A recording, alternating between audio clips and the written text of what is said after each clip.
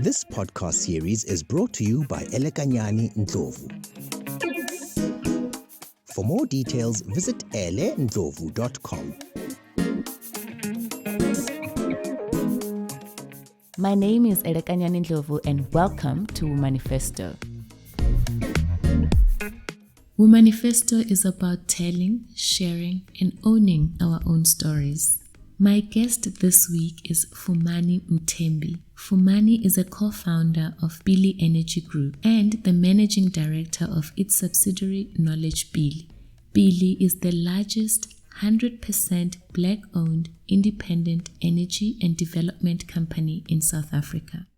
Fu, welcome to Womanifesto, and thank you so much for making the time to talk to me, and we can start unpacking your journey and your story. What do you think are some of the things people just don't see, and all they see is 600 megawatts, Billy Energy Group, to people who aspire to have a business like Billy and to be in the renewable space? What does it take? The first thing, the reason that I encourage people to go into entrepreneurship, I want to say for philosophical reasons, not necessarily practical reasons. And I'm an advocate of entrepreneurship because I see it as just an aspect of social life, social and economic life, that is about creating value. And for me, the added importance as an African of doing that is precisely around the fact that for so many years, our people were denied the opportunity to express themselves, to create value, to build a world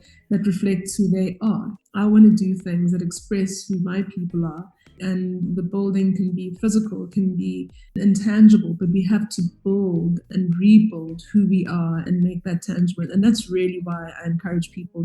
For me, that encouragement is not necessarily around saying go pursue profit, but it's really my saying go and create new value for our society. Go and express who we are and let's catch up in a sense. I don't like that term, but make up for lost time. Or one of the key ways in which we do it is by build the world that we were denied for hundreds of years, build it and make it tangible. Hence, I say my case for entrepreneurship is very much philosophical, even political.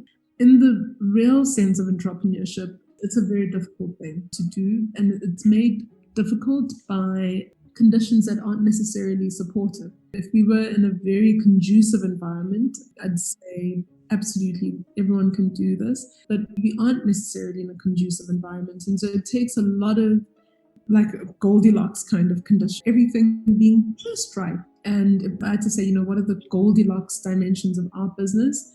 The one is that we, from an individual perspective, come from families that were able to weather the storm. And when I say weather the storm, I'm not saying families have like trust funds or whatever. And I felt this particularly, when we started the Billy journey, it coincided with my dad's passing, and I'm one of two children. And so, I knew that I had a responsibility.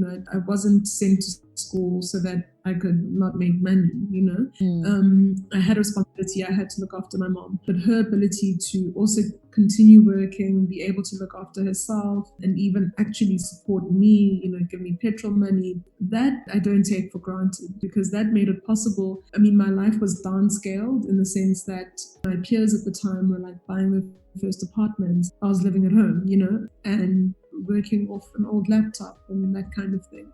But being able to have some kind of economics, we speak of an endowment, it's like, what is your starting condition?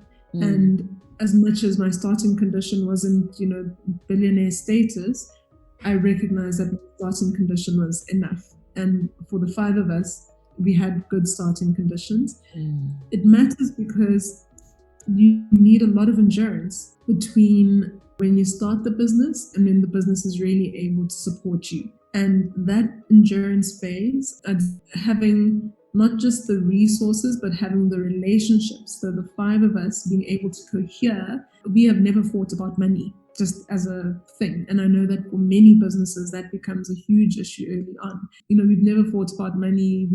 We've never fought. In fact, one of our problems is that we struggle to communicate about bad things. So the kind of partnership dynamic that we have is one of those Goldilocks dimensions for business. And I'd say, are you sufficiently secure in terms of your material conditions, and it's also about your willingness to downscale.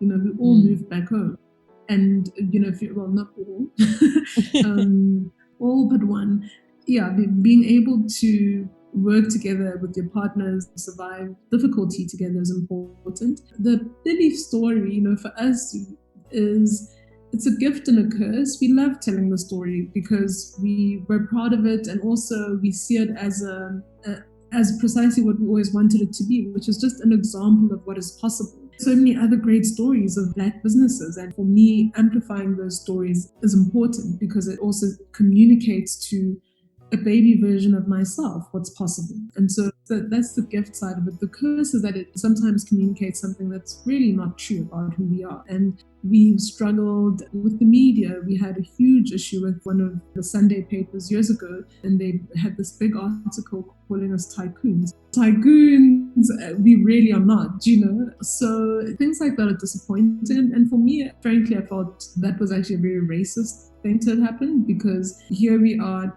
obviously young Black people building a business, and the association is tycoon. I mean, call me something else. Call me visionary. I'll take that. Call me hard work. That's what I'm about. But to call me a tycoon is to really dilute, diminish this entire thing to something it's not about. 600 megawatts, 800 megawatts.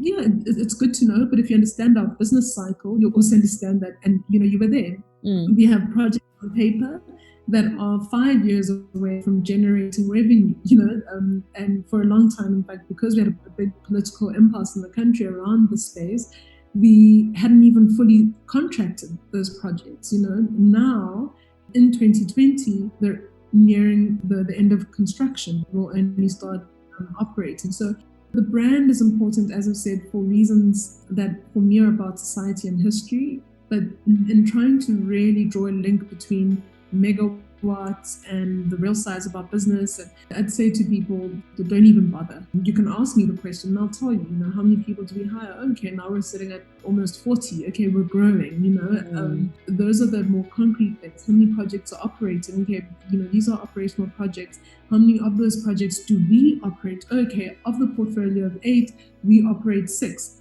Now you start to have an understanding of what we're doing that's practical. But when I say we're operating those projects, you best believe I'm talking, we have a lot of risk that we're managing. We have a lot of stress and anxiety. That is the reality of business, right? And we put ourselves in that reality because we had a choice to make. And I've often criticized the way in which triple BE and transformation policy has played out in business for Black people, because I think we misunderstood the link between ownership and operations. For Black people to own assets that they do not operate. And I find that very disempowering. Of course, the upside could be that you just sit pretty and you wait for millions. If you choose to operate a business, which is what we chose, then sure, the millions come in, but they go out just as quickly. They're paying salaries, they're buying equipment. That's been our journey because we're trying to build an operational entity that we and understand, that we are in charge of. And it's a 10, 20, 30-year journey. And I'm learning not to be in a rush. I really think everything that's worth it takes time. You need certain conditions to be in place. You need to be aligned with your partners. You need to be able to endure. You definitely need to be able to erase the noise, to be in your mid-20s, late 20s, early 30s, and not have the things that your peers have. None of us were married, we didn't have children, we didn't have houses, we didn't have all these things that are signifiers of progress at all those critical milestones. We didn't have that, and yet you have to shut it out and have your own vision of life, and anchor to that. And if you're unable to do that, it really, you'll have unnecessary doubt. But I guess in saying that, the other thing I'm saying is something's got to give, right? So the sacrifices have to be made. In my experience, it's very hard to have it all, or have it all at the same time, or have it all according to the linear order that is presented to us. You must be willing to make sacrifices and potentially lose out on certain things because the timing just didn't pan out. Having a job is not a bad thing. Having a great job and a great organization, particularly from a Black and female perspective, we need to occupy all the spaces. Go run a bank, go do it. Yeah. If you want to just go a bit harder, then something's got to give. The journey of starting something. I mean, having started Billy, that must have been quite a journey. It is a journey. Look, okay, so we're 11 years in, having started in 2009. So it feels like a long time relative to maybe how old I am now. It's like a third of my life as someone who's somewhat conscious. So it's, a huge chunk of time dedicated to this one thing. But if I'm really honest, it's clear to me now that it could be another 10 or 20 years before Billy is what we envisaged when we started the business. When I say what we envisaged, we didn't think about it from the perspective of an organization. So there was never a meeting where we sat and were like, we are going to have 1,000 employees. The big thing was the kind of impact we want to have. If I had to articulate what I wanted in terms of the organization, the sum of it would be a different kind of place to work. So having worked in corporate, we need to build an organization where there's fairness, there's transparency, there's a very entrepreneurial spirit throughout the business. But I'm also learning that things take time. If you're really building and you're building for the future, things take time. I also struggle with my personal sort of place in that journey. Like, do I see myself at Billy for another 11 years? The immediate answer is, oh, absolutely not. Yes. But my commitment to Billy has to be certainly for another 10 to 20 years in order to really build the organization that we wanted to build. In terms of our social impact, which is really what motivated us, we wanted to build, firstly, an enterprise where Black people could be Black and thrive.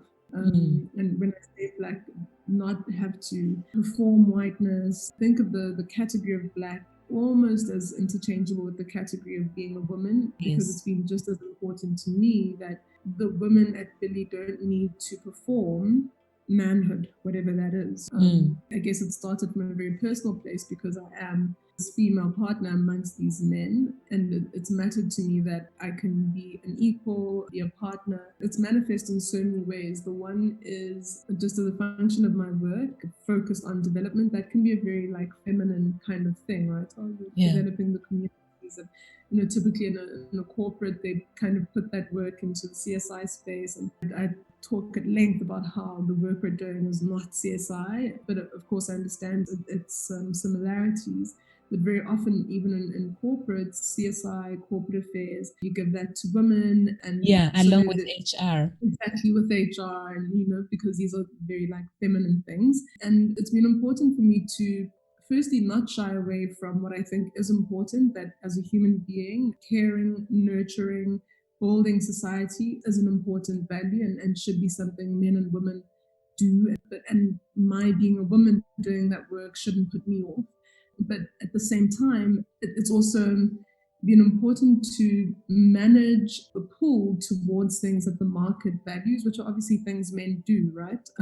Having started off in banking, the question is always, why did you not just become a banker? Because there's this associated value, right, with doing work in investments and finance and whatever. And in our business, there have been moments where we could have easily sort of focused a lot of our attention on just that. And the presumed prestige of that work has been important, one, for me to shy away from, but also in building Knowledge Billy and building a team of people that need to value their work as equal. It's not about anything being better, higher. When I say it's equal, the implications thereof are around wanting a very smart team, a talented team. I want to be in the same talent wars as McKinsey, because I don't think development work is something you kind of just get up and do because, look, people are hungry and, the answer is feeding them. It's very complex. It requires an understanding of big macro level issues. We set out to impact on the structure of South Africa, South Africa's economy. And when I say the structure, it's firstly being in this renewable space means approaching infrastructure very differently. And that obviously sort of changes the dynamics of an industry. It's not something we're doing single-handedly. We're one of many players, but it mattered to us that we're part of something that really is shifting our society forward. One, there's that sort of sector play. And then there's, in respect of our communities, a complete reimagining of space. How else can we think about a township? How else can we think about a village or a peri-urban community? And being willing to sort of formulate a critique of what's happened that is also constructive. Those big hopes, I think, are not things that we can achieve in 10 years. When we started, I was fresh out of my master's program, and I had intentionally chosen not to do a PhD because I was like, all I need is 10 years of like real experience on the ground. And I had this number, like 10 years is what I need. And, if I just put in 10 years, then I will be incredible academic. I have my days where I'm like, yes, I just need to go back to academia, but that's what I thought it was all about. Yeah, like life is humbling in that way. Absolutely learned a lot in this period, but there's still so much to be done. Now I'm thinking 20 to 30 years, and I'm like obsessed with her because she just is like the answer to every question I have. I always think about how long that show was on TV for, and we forget now that it's in the past. But she will say like she woke up for 30 years and did the exact same thing. So you wake up, you go and you deliver a talk show, and so the impact is accumulated. Things don't happen overnight, and I think that's something I have a deeper appreciation for now. It's interesting that you bring that up because we don't think about it right at the end of the journey, that the reality is that the person that you're now seeing making an actual impact has been at it for a long time, for years. And I was looking at the elections now, the American elections with Joe Biden and Trump. Interestingly, there's now a video going around of him as a senator back in 1986. Yes. Yeah. And I was like, geez, so this guy has been in this for a long time, for almost as long as I've been alive. Almost, Okay, maybe not, but no, it's almost. It really is almost. Yeah. So, and I think part of the reason why I want to have some of these conversations is to bring out exactly that narrative and that message, especially to our generation, right? Because I remember thinking by 40, I probably would have done this and this and this and that. And I mean, now it's 2 years left for me. And I'm just like, yeah, you had such great ideas, So time and the function of time is very interesting for me. And it's beautiful to hear you articulate that you've been in it for 11 years. And what you've learned in these 11 years is that you need more time if you're going to do anything meaningful. And therefore, instead of this just being some other thing you're doing, this becomes your work, and this becomes what you are delivering to this world. I've been having conversations around that to say the notion of work for me, like your work, your craft, becomes a lot more easier to process the timing thing versus a job. So what the sense I'm getting from you is that you've sort of taken this journey and say, this is my work. This is what I would need to do if I'm going to make a difference. It's very inspiring to listen to and to hear. But not without doubt and concern, right? So it's not like I'm like, I absolutely know what I'm going to be doing and this is it. There are many moments. I mean, just 2 years ago, we were like, we need to leave this business. We were hiring for new MDs. And a part of that was exhaustion. Because it's tiring to do the same thing and observe what feels like marginal progress. We were completely convinced by these big story, Steve Jobs and those type of stories where do this thing. In fact, I remember, I don't know if you recall when like memes used to be emails, like when we were in varsity, right?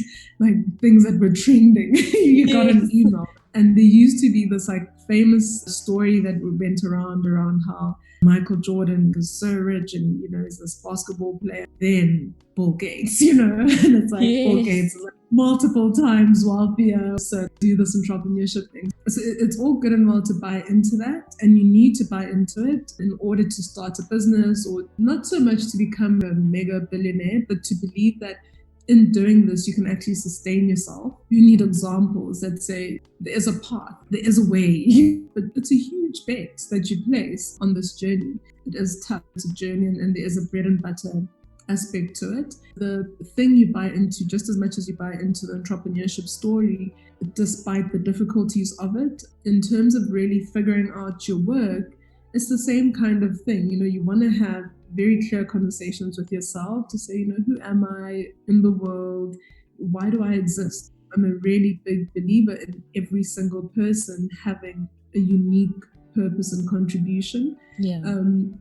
It's really hard to stay in your lane because firstly, few of us have like one talent. Most people are capable of multiple things. And so you may be capable of something that seems lucrative. We're chatting the other day about a friend who's like really pretty. And so she's kind of in this dilemma of like, do I just remain a professional or do I become an influencer?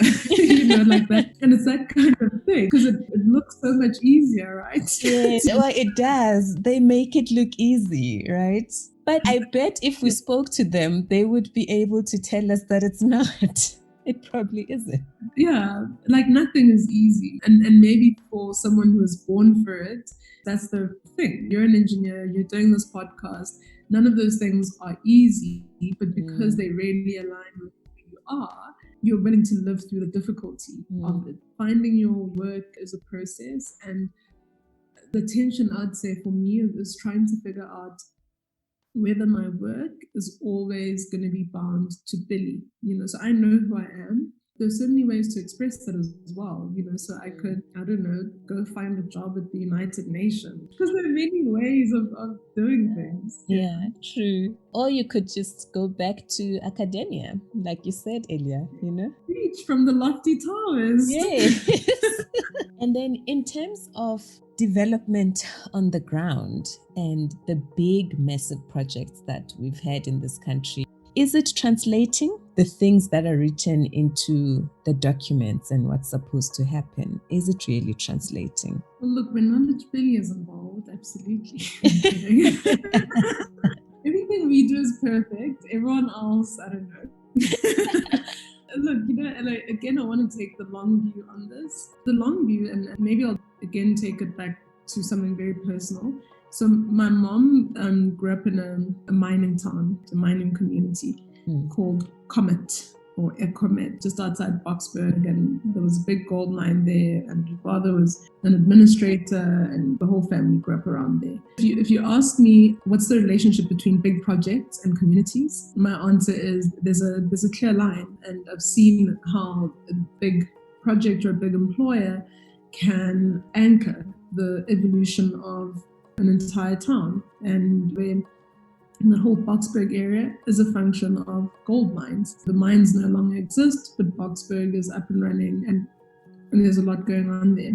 But if I reflect specifically on Comet as the primary host community where the bulk of the Black working class related to that mine resided, I see a lot of problems in that kind of development model, because when I was small, to me, going to my mom's family home was like going to this idyllic community. The houses looked like little townhouses. It wasn't a typical four-room setup of a township. Everything was really nice, and even the stories she'd tell about what the mine would do for the community, it was all cool. But the impact of the mine shutting down was most felt in that community. So as much as Boksburg, the bigger story, the town is well established, that little community has regressed. now comment is not really a place I'm trying to go to, and so what I know about development is that big assets can trigger development. The real challenge is finding the link between that trigger to long-term sustainability. So the question, is it working? Well, really most power plants are sort of 5-6 years into having some kind of impact on the communities that host them. So they're still far. And it can't be those power plants alone. One needs to have a broader strategy. As I say, what I absolutely understand, I don't know if you did geography. One of the things you learn about geography and human settlement is that human beings settle around key geographic features, right? And typically, where we now see a town, there would have historically been, say, water as the pool, and then society has sort of modernized. Towns are also built around, let's say, a railway. In the sort of later phase of modernity that we're living in, that same thing, what would have been the river, is an industry. Big cities are built around industries. The idea that power plant has the ability to really convert that space into a flourishing economy, for me, is an absolute certainty. One can't take an approach that's very sort of laissez-faire and trickle down. So, well, this is here and therefore naturally good things will happen. That's not how it happens. It's to be intentional. But the added component to it is, and this is now my speaking with a knowledge Billy perspective, is understanding that communities have to be industrialized. It can't just be that you have one wind farm, a community of 20,000 people, and you hope that development will happen. Rather, we need to think of our investments in those communities in terms of how we further industrialize the community. So now we have a wind farm, but is there a prospect for us to use the gains of that wind farm to build yet another industry and yet another industry? And that's how, and going back to the Boksburg example, Boksburg is connected to, Germiston, which is Africa's biggest industrial hub, right? So as a function of these mines, you then have industry, and then, guess what else is in the area? The biggest airport on the continent, and Aeropolis, because so much flows in function of our Tambo also being in the space. So at some point in history, all we had were mines in that area, and as a function of that, and wanting to beneficiate and export, we then have industry from a manufacturing perspective and an airport. And so think about our work, and the reason that it's so clear to me that it's very long-term in nature is that it's about thinking of the wind farm as the mine, that first thing that comes into a forgotten area, and then the question becomes, what else is possible? That is my job description in a nutshell. Thank you for that. Oh, thanks, Ella. This was awesome.